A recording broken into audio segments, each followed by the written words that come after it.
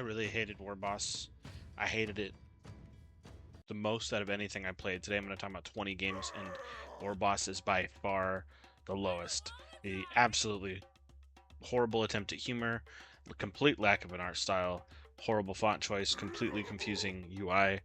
You'll see, okay, and then you start the battle, and here's the thing. You will always lose. Every time. I tried it every time, and I sped it up, and it didn't matter what I did. It didn't matter what I did at all, because I placed all my guys in a line, same number as their number of guys, and guess what? I'm gonna lose. So then you might think, oh, maybe you need to place them in a different section. Maybe you need to place them in a more organized, strategic layout. But it doesn't matter. It actually doesn't matter. War Boss is a terrible game. 1 star. I wish that I could have found anything to enjoy about Alien Strike blasting intruders. The art, first of all, is not good. The shooting does not feel good. You have a side-scrolling shooter. What's the most important thing in a side-scrolling shooter? That the shooting feels good. If you look at the art, and you look at the character art especially, it's very uninspired. There is no AI-generated disclosure on the Steam page. I found that kind of surprising. The cars look janky. The enemies look at that car. Tell me there's nothing off about that car. You're telling me that car was hand-drawn. There's just a distinct lack of effort in this game. It's disappointing to me. I like a good side-scrolling thing. There's no... we had to figure out the slide. The game doesn't tell you that at all. And then it's got the Breath of the Wild stamina wheel, of course. The sound effects, if you can hear them, don't feel like they go with the game at all. I picked up an ice power, and I'm using the ice power, and the sound, even when watching the video back, is so grating. The whole vibe feels copy and paste. 1 star. This game is Bid King. It has an English translation technically, but I couldn't get it to work. There are comments about that. The developer actually respond in the Steam comments saying like, hey, there's an English translation. I couldn't get it to work. What I did get to work seems bad. Tons of AI generated art, so it didn't work for me. 1 star. No one's surprised, I also hated this game, Adversator. It's a MOBA, it's online, their tutorial, I couldn't find it. What I could find was underwhelming. The UI is terrible, the menu is terrible. It looks like what you see in front of you. It looks about as bad as a MOBA can be. It's like Microsoft Paint meets MOBA. I went down lane, got immediately owned by this guy, and I quit. 1 star. This is Shiba Sweet, a game where you are trying to clean up a cafe and you serve sweets. It looks cute on the Steam page, but looks much less cute when you're actually playing it. And I looked at the recipe and realized what they were going to make me do, and I was like, nope, I've played one of these games before. Absolutely not. 1 star. This is Don't Panic, It's Just Turbulence. Getting it to work was its own sort of little game. It was just broken the first time we tried it. One of you is in a control tower, and the other one of you is flying a plane. It's not friend slap, it's more trying to replicate the experience of being trapped in a room and trying to solve a puzzle, I guess. It's a very clear ripoff of a game called Sky Team. In Sky Team, you're technically a pilot and a co-pilot, but it's borrowing from that a lot. The most unfortunate thing about this game is that 2 people are not equally doing the same thing at all. Most of the game was me waiting for my girlfriend to look at the manual and find what they needed to give me. So one person has a lot to do. One person has to type a number into a terminal and read instructions and figure it out. And the other person, the pilot, most of the time just waits. And technically there's some onus on the pilot to communicate what he's looking at in his dials. But after we finished playing, I realized that I had done almost nothing and that I was just sitting and waiting. And so all you're doing is you're telling your friend bare minimum information because you have almost none. Your friend looks up a complicated instruction manual in a terminal, and then they tell you, and you hope that they can tell you fast enough. It's not a game. It's not a good experience. I don't think there's anything redeemable about this. I would scrap this completely. Now that I'm talking about it, I realize that I might have disliked it more than these other games, but its placement is where it is, but it's definitely absolutely 1 star. Now we're entering the section of games that I wanted to like, but didn't. This is Echoes Untold. Some of the movement felt great, and it felt smooth, as platformers should, and then some of it felt really choppy. My main issue with this game was the long tutorial and this time mechanic that seemed to serve no real function at all other than something to do in the demo, and some people might say it's just a tutorial, but it might be a tutorial, but also the opening of a demo, its job is to make me want to play the game, and it didn't do that. I was intrigued by the mechanics more than I enjoyed them. This is the game that I liked looking at in some ways, but as I kept playing it, I started to feel more of like a tech demo for an environment, because the environments around are so pristine and smooth, but then the character and the actually things you jump on are pretty underwhelming, and all the movement mechanics just felt like they didn't quite come together, and it almost feels more like a proof of concept or beta, something that should be uploaded to itch and maybe iterated on. Didn't feel like a game. I felt like I was playing a friend's tech demo.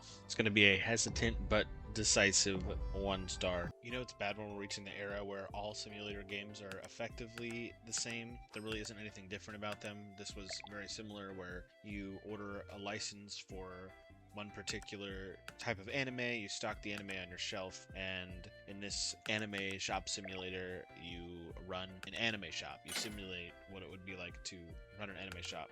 Very boring. Customers trickle in.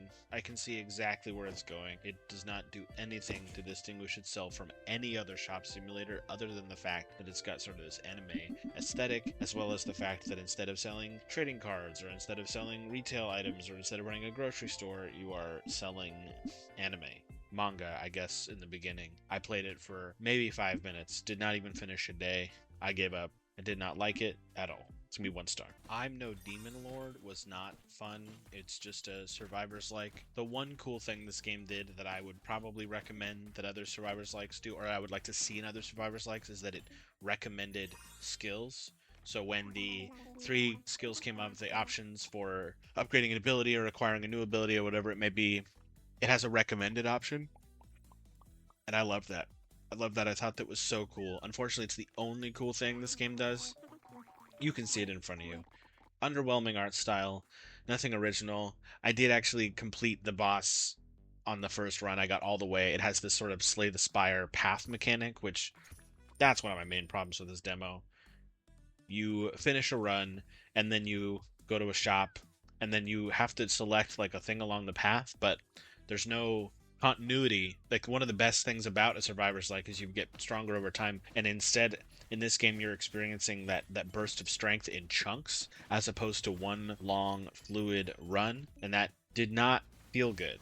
The pausing, some people might like, but I would have liked if I could just play it continually for the entire length. If all the levels were crammed together into one single chunk, it almost has this brotato feel. It's not fantastic. It's not great. If you're into survivors like, I would probably still recommend that you skip it, because it's pretty underwhelming. But the recommended skill mechanic is very cool, especially if you're just trying to get a taste for it and see what it is, and it did work very well. I crushed the boss when I got to the boss at the end. It's still going to be a 1 star, unfortunately, but a hesitant 1 star, and I think there's something here. I just did not like it at all. When I was thinking of how to include gameplay of Outbound and make it interesting, I didn't know what to do, and I realized that I could just put it up to 8 times speed, and then the game looked slightly more interesting in the video editor. You go around, you collect wood, you light campfires, you have a little trailer, RV style van camper that you drive around, and you do what you think you do. You take berries and you make them into jams so that you can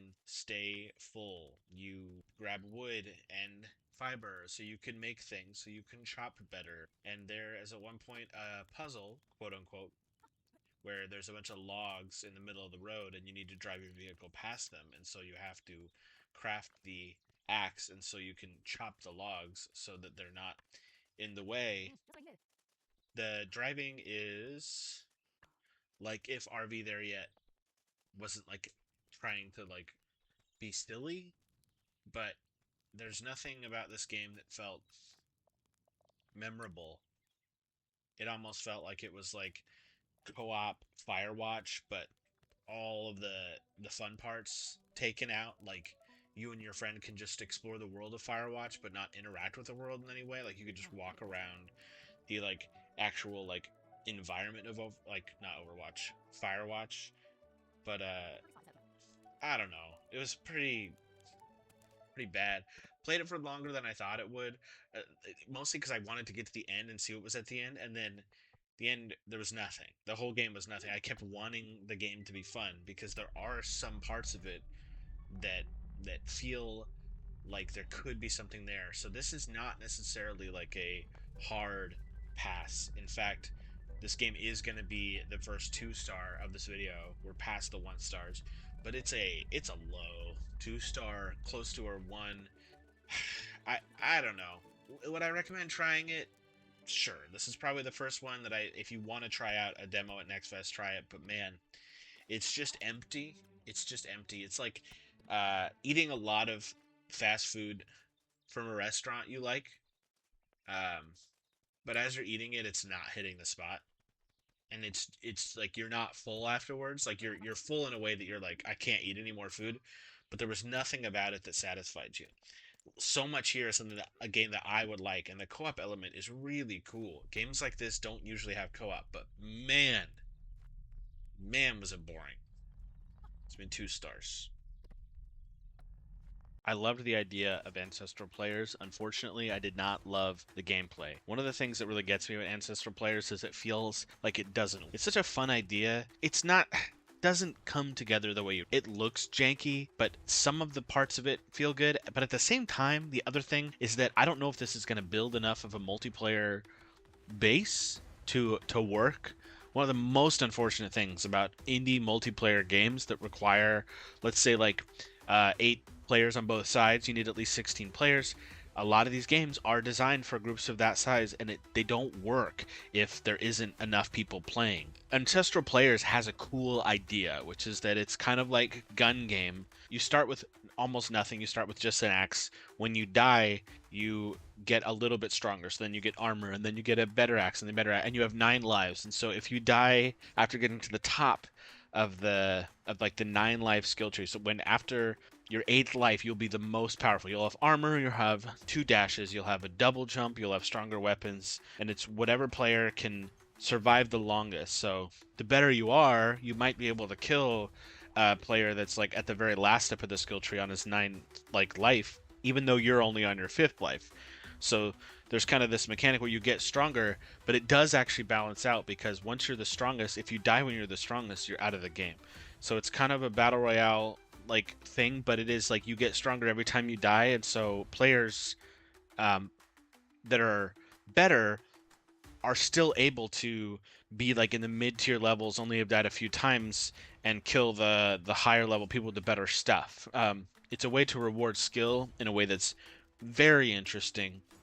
I was only able to play it with one other person against them with bots because there was just nobody online, and that is the sad thing, and that's the thing that I think hurts. I don't know that I'd recommend it because I couldn't find anybody to play it with, but if you could get honestly even 4 people together, you and 3 friends, you might have fun. As a game as a whole, would I recommend this? I don't know. I hope it finds a place. I don't know if it will. The art style kind of makes sense when you play the game. It's all very silly. It feels better than it looks on screen, but ultimately, I don't know. I'm gonna give it 2 stars, but I also think that it's mixed. I have mixed feelings about it, but it's a solid 2 for sure. I would love to give it a 3, but I think at the very least it needs a bigger player base, and I wish that I could experience a match of Ancestral Players with real people and not just bots. So 2 stars. Gambonanza is literally just Balatro chess. What's cool about chess, though, is that it's not luck-based. It's not nearly... Well, I don't know why I said nearly. It's not luck-based really at all. Their pieces move a specific way. They always move a specific way. The luck might be from what the perks you get, given that it's like a roguelike. You also have to buy pieces, and so you're wanting certain pieces and certain things like queens do this when you play them this, and there was a thing I found where rooks they give you extra money at the end of the round if there is nothing around them when they start the round. It's really cool. Where it falls apart for me is that it just feels like Balatro, which is so funny because poker and chess are almost opposite ends of a spectrum, but it just felt so much like Balatro, and you can see in the aesthetic, the font choice, the sort of CRT bloom presentation, the slight curvature of the screen, making it look like it's kind of got a fisheye effect, the shop, even the music, even that background effect. It's just so blatant. I really struggled to not just think of Balatro in the back of my mind every time.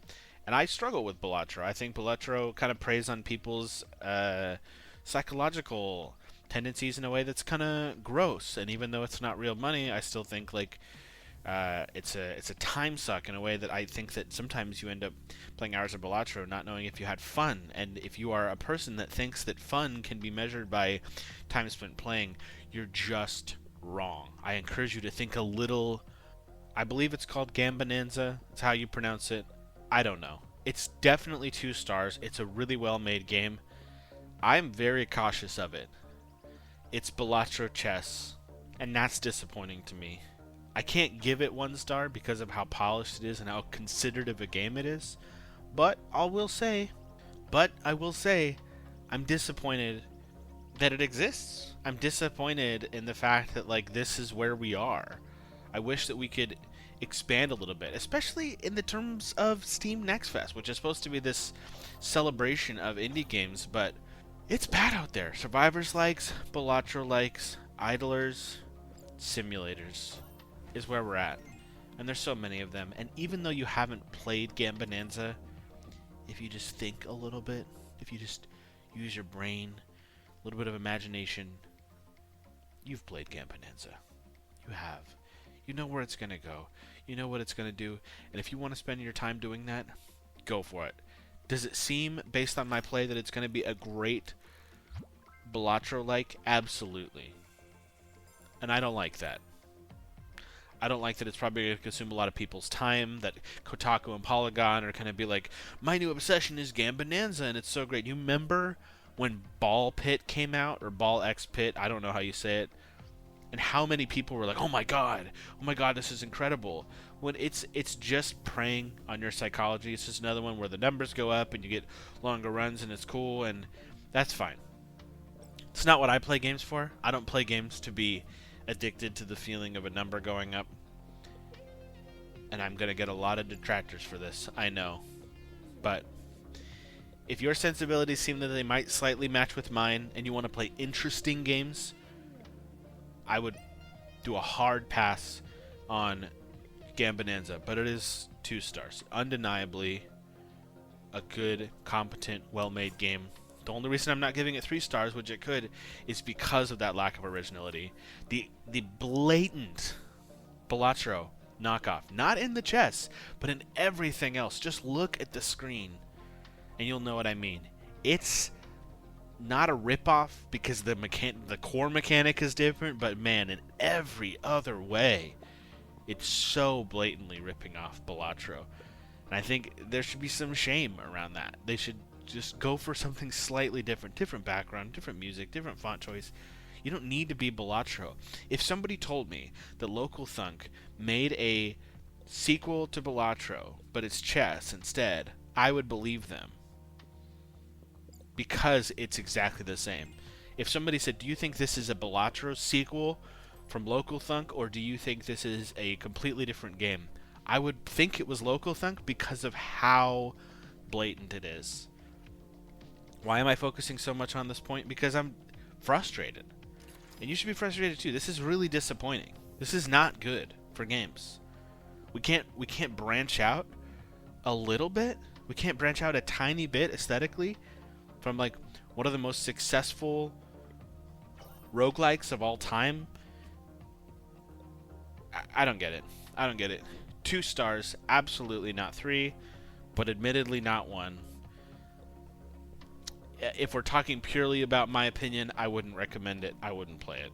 I feel the same way about Fracture Field that I do about Gambonanza, so it's very convenient based on my ranking that I placed it right next to it. That happened to be chance, but it's the same thing. Is it satisfying? Is it psychologically satisfying to watch the number go up? Absolutely. Do I feel like I'm playing a video game when I play it? No. I feel like I'm playing a phone game on my computer. I don't know what game it was that sort of brought the experience of mobile games to Steam or PC in general, but there's something about it that I do not like. Do gaming experiences need to be meaningful? No, but I know that for a long time, Netflix, for example, follow me here, has been focusing on making TV shows that are second screen content, that are good to watch while holding a phone in your hand. That's partly why the quality of shows has gone down, is they're trying to make shows that are easily digestible while you can also be on your phone. This is why characters will repeat what's happening over and over again. Is there still good TV? Absolutely. Is there TV that's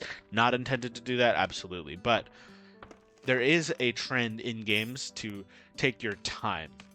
And I don't think that there's anyone that could argue that Fractured Field, which is admittedly a good game, I will give my rating, that Fractured Field will be a meaningful experience, or an experience that will sit with you. And then when it's done, you'll be like, wow, Fractured Field is a really good game. I certainly didn't come away like thinking that, and I played this for 15 minutes, which is like longer than I should have. Longer than I should have, because it got me. The numbers, they got me. They sucked me in. But I'm wary of games that are time sucks, that feel like they're intended to be time sucks. And this is a trend that's been going on for a long time. Vampire Survivors is part of this. Balatro, as I mentioned, and the Gamblenza thing is part of this. But it's an idler clicker that is satisfying. If you're into that, play it. Am I going to remember Fractured Field as part of like, wow, the games I played next was the games I played at Next Fest, during Next Fest, Fracture Field really stood out. That's not going to ever come across my mind. If somebody said, what's a good idler? I might be like, hey, Fracture Field was pretty good, but there's nothing there. There's no there. There's no there. Fracture Field, 2 stars. The House Always Wins is just a simulator where instead of running a shop, you are running a casino. It's fun. I enjoyed it. It is just a simulator. It is one of the better ones I've played. Some of the mechanical things it does, really smart. For example, when you're scanning objects, as people are checking them out, you don't have to manually grab cash. You just click a tab button, which I was so excited about. Partly why I'm going to give this game 2 stars is because it kind of didn't feel intentional. So that was great, where I just had to scan the items and it's like, oh, they took the tedious cash register part out of this.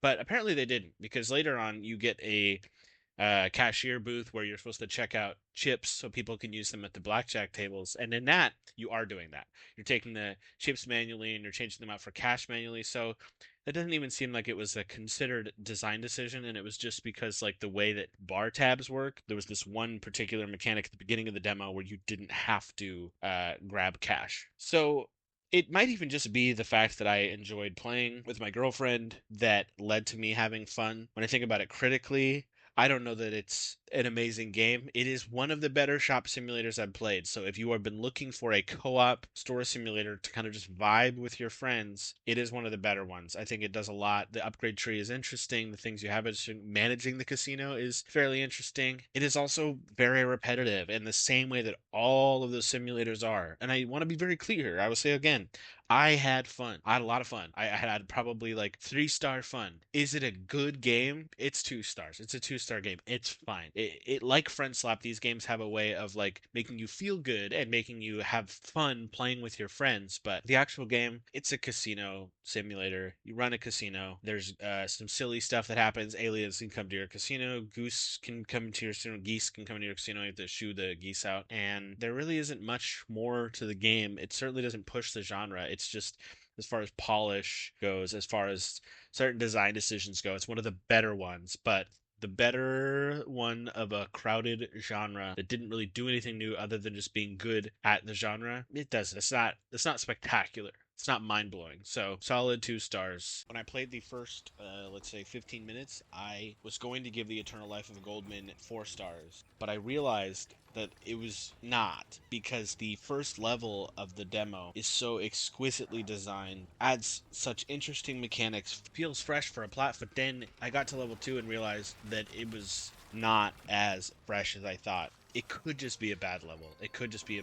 But the difference in fun that I had from the first level to the second level was a huge gap. I was going to give this game 4 stars. I've decided to go with 2. But if I could just rate that first level, that's a 4-star level. It has this problem that even, the best platformer maker is probably Nintendo, the Mario games. Even the Mario games have this problem where there's a lot of platforming, quote unquote, that's not really platforming. It's where basically you're just standing on a platform and you're waiting for another platform to come, a floating platform. You get on that floating platform, and then you have to wait for that floating platform to cross and go to another platform, and you cross that one, and there's slight obstacles along the way. That's not platforming. Nintendo actually made a specific decision, like addressed in an interview in Super Mario Bros. Wonder, to get rid of the waiting platform. It's been a trope in platformers for so long, and yet it's taken Nintendo what, like 4 decades to finally decide that maybe waiting for platforms isn't that fun. So the Eternal Life of Goldman struggles from the same thing. The first level was really fun, the second level wasn't. Is the third level probably fun?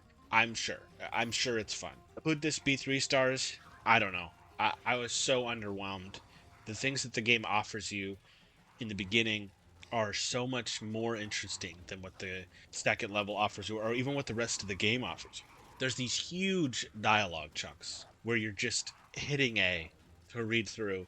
And even if you're genuinely trying to engage with the dialogue and read it and not just trying to press A, it's so long. It's so long. There's so much. And what makes it worse is that this entire game is like not really happening, and it's sort of like it takes place inside a story that a mom is telling her daughter. And so not only do you have the story that's happening between the character that you're playing and other characters, but then you also have this meta story of like it'll cut back and be like, wait, no, that's not what happened, or what happened next. And it's so generic. And the other thing that really confused me about that was the fact that some of the animation style and just general gameplay seems like it might be geared towards kids, because it's got this like whimsy and sort of silliness in some of the design and animation, but then the topics are so heavy. And that's what I don't understand, is like the storybook motif, or the mom telling a daughter a story motif, would make more sense if this was geared towards kids, but then you're playing it and you're like, this is not geared towards kids. And it's so, do they think that this sort of story motif is gonna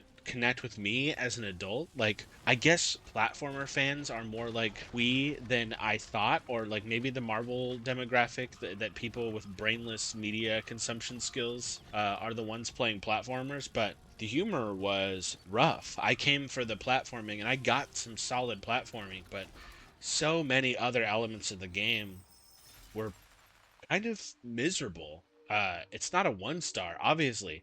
The animation in this game is beautiful, is like really amazing to see. It's not something you see very often. The smoothness of it feels like they really put all their work into the animation, and the way the animation flows, and even when you're controlling Goldman, it works. It just works.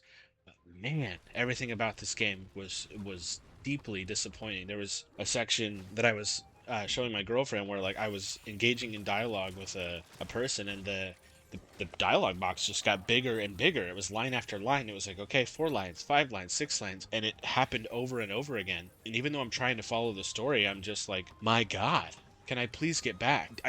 In general, don't put story in your platformers, but especially when you're going to have me do this like great platforming level, doing some great jumping. There's like a pogo stick mechanic, except you're using like a cane. Very cool, very smart. And then you pause and you read and you read and you read and you read and you read. And if that was boring to listen to, I assure you it was not nearly as boring as it was to actually read the dialogue in the game. So 2 stars. The difference between the beginning and the later part of the demo is so vast that I was hugely disappointed. I solidly don't think it's a 3, though. I think this is just an average 2-star game that had an amazing intro. Disappointed 2 stars.